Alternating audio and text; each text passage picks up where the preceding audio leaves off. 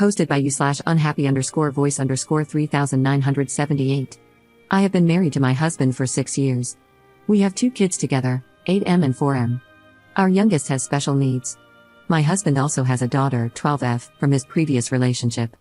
My husband's ex has had primary custody. My husband gets his daughter on weekends and alternating holidays/birthdays. This past weekend, my stepdaughter asked my husband if she could come live with him full-time. Her mom recently moved in with her fiancé and his kids, and there has been some friction with that from what I understand. Nothing nefarious, just a new house, new rules, having to share a bedroom, etc. My husband didn't give her an answer either way. He said he would look into it. When he and I were discussing it, I had the following objections. 1. My stepdaughter and our kids do not get along. It is something we have worked on for years, in and out of therapy, and it just isn't happening. My stepdaughter resents mine for existing and is cruel toward my youngest because of their disabilities. There have been issues with her bullying. My oldest is very protective of his little brother and hates my stepdaughter for being mean to him. He has started physical altercations with her over it. The truth is that most of the time we have my stepdaughter, I make arrangements to take the boys to visit their grandparents, or my husband takes her out of the house for daddy-daughter time to avoid conflict. I cannot imagine how living together full-time would be for them. 2. We really don't have room. We have a 4-bedroom home. Both my husband and I work from home so we can be caretakers for my youngest. Due to the nature of his disabilities, it is really not feasible for him and my oldest to share a room. It wouldn't be safe or fair for my oldest. My stepdaughter's room is used as my work-from-home office space during the week. I arrange my vacation time and whatnot around her visitation so I can stay out of her space while she is here.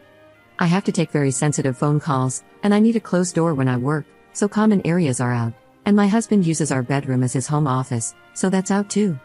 We don't currently have room in the budget to make an addition to the house or remodel non-livable spaces at the moment. My husband hears my objections and understands them, but he wants to go for it and figures that everything will eventually work out. He doesn't want his daughter to think he is abandoning her. And I feel for the girl. It would be awful for your dad to say no when you ask if you can live with him. But I have my own kids to think about too, and I just do not believe that her living here is in their best interest at all, considering their history and our current living arrangements. Does saying no to this put me in evil stepmom territory? Edit. For those who want to paint me as a horrible homewrecker along with being an evil stepmom, sorry to disappoint, but we did not have an affair. My husband and my stepdaughter's mom were never married and never in a relationship. They were friends with benefits. They bartended together, would hang out, and would sometimes get drunk and hook up. My husband claims he needed beer goggles because she really isn't his type. When my stepdaughter's mom found out she was pregnant, she told my husband she was keeping the baby and asked if he wanted to be involved in the child's life. They never lived together, except for a few weeks during the newborn stage to help out. Yes, I had my first child before I married my husband. We were in a long-term relationship when I had a birth control malfunction. My husband and I discussed what we wanted to do, and we both decided we wanted to raise the child. A few days later, my husband proposed. I wanted to take time to recover from birth and wait until our kiddo was old enough to be left with the grandparents for the week so my husband and I could enjoy our wedding. We didn't get married until my oldest was 2. Edit. Regarding my youngest son's disabilities, my stepdaughter's bullying, and my oldest starting fights, since there's a lot of projection and speculation, my youngest son has both physical and mental disabilities. He uses multiple kinds of medical and therapy equipment.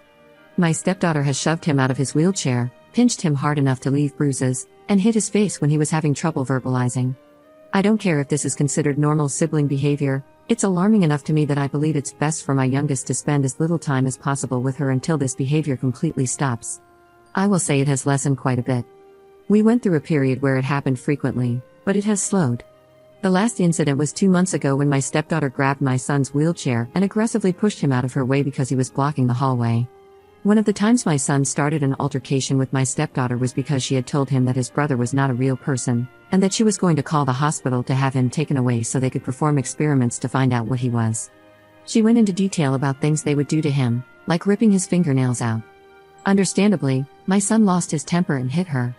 My son was immediately disciplined, loss of tablet time, and we had an age-appropriate discussion about how, while his heart is in the right place for wanting to protect his little brother, he needs to find an adult when something like that happens. This was not made up. My stepdaughter admitted she said it when my husband was able to sit her down and talk with her later that day.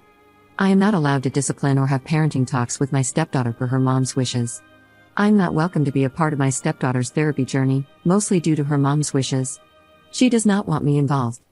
My husband has always been worried about rocking the boat with her mom on these matters. So, I do not know the extent of the therapeutic treatments my stepdaughter has received. I do know that she goes to therapy during the week, and my husband has attended sessions, but it isn't something he is free to discuss with me. So, I am in the dark about that. Commenter. My concern would be why she wants to leave. Is there more to this story? If she wants to leave because of abuse or neglect, then while her moving in may not be a permanent solution, doing nothing would make you the problem. That being said, if she wants to leave for something minor, like not being allowed to stay up late on a weekend, then the biological parents need to have a sit down and sort it out. Ops response.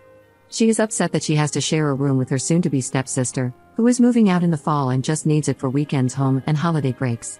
Bio mom and her partner decided that all kids will follow the same set of rules in their household, so she has new limitations on screen time and more household responsibilities. Nothing nefarious like abuse or neglect. Update 6 days later. So last week, my husband and I sat down together and talked about my stepdaughter coming to live with us full-time and how that would work out. It was a difficult discussion because, as some Redditors had suggested, I really pushed hard for him to think things through and figure out the obstacles. Where would he and I work? Common areas are out due to the nature of our jobs. I can't use them due to employer restrictions, and he does some adult things in his work that we don't want the kids to see. How are we going to handle the animosity and bullying between the kids? What consequences would be in place? We talked about what expectations would be for my stepdaughter living here full-time versus just on weekends, and how she probably has unrealistic expectations about what day-to-day life here is really like.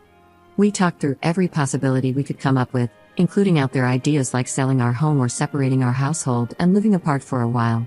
We even ran the numbers to see how it might affect our finances. Ultimately, we agreed that the answer was not yet, with the goal of working toward making it happen in the future. We decided that the best course of action would be to slowly adjust the amount of time she spends in our home, rather than a sudden custody switch.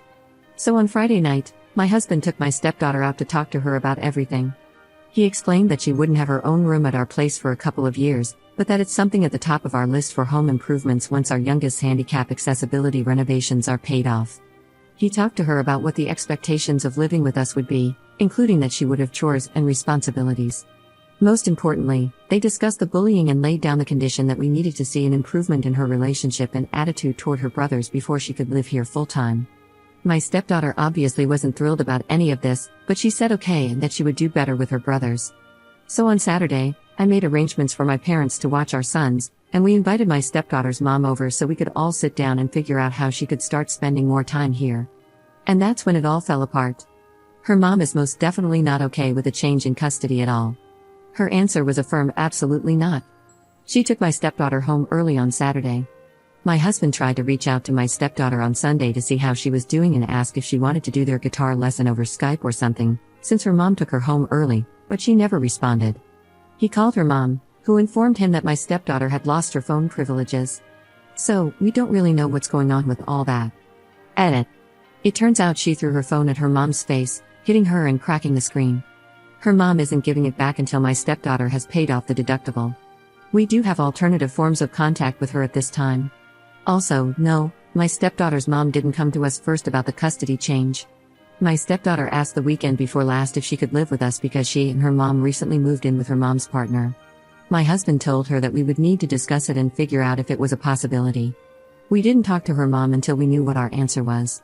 As soon as her mom found out my stepdaughter wanted to spend more time with us, she shut it down immediately. I know a lot of people have been speculating that my stepdaughter may be abused, and I understand the concern, as it can happen to anyone. However, I don't have any reason to believe that is happening here. And for those curious, my husband does video editing for various clients, including those in the adult film industry. They send him raw footage, and he creates saleable videos and teaser trailers for them. He also edits YouTube videos, special event videos, and even local commercials. The way we see it, everyone's money is spent the same. One day he edits a commercial for the local church's annual yard sale, and the next, an adult video. We just have to be careful about when and where he edits the adult content so none of the kids walk in on him. We make sure he only does that work when I'm not working, so he can stay behind the locked door with headphones on. Second update 2 months later. My husband has a daughter from before our relationship, and we also have 2 children of our own, one of whom is severely disabled.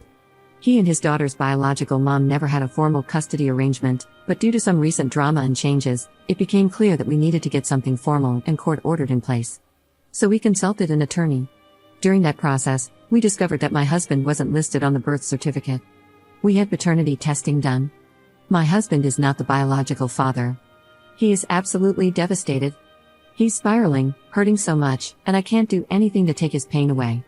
We've hugged and cried together so many times this week. He's not okay. He's flip-flopping between despair and anger, and the anger scares me. His knuckles are all messed up from punching something. He wouldn't talk to me about what happened. Everything is falling apart at home. My husband is in no state to be a father or partner right now. I sent our oldest to my sister's, but my youngest is having a really bad week with his medical issues. I think he's picking up on the stress and mood of the house. We had to go to the ER last night due to increased seizure activity. When I came home, my husband was drunk. He became belligerent and demanded that I have our sons tested too. He didn't even ask how our son was doing. I was so pissed off, but I held my tongue and walked out of the room. I left a few Gatorades and some aspirin next to him after he passed out. I'm trying to get him in to see a therapist, but no luck so far. We haven't told my stepdaughter or her mom yet. We've already skipped one of our regularly scheduled visitations with her, and another is coming up soon. So that needs to be dealt with ASAP. I just don't know what to do. I'm so afraid right now.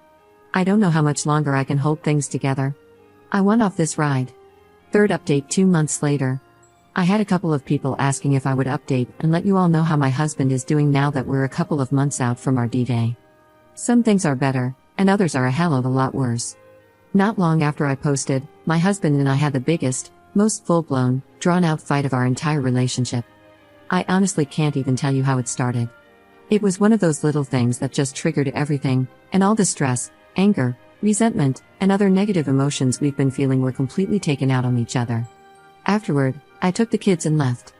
I refused to come home until my husband got his head out of his rear and talked to someone about all of this. The silver lining to the blowout was that it did spur my husband on to start dealing with everything.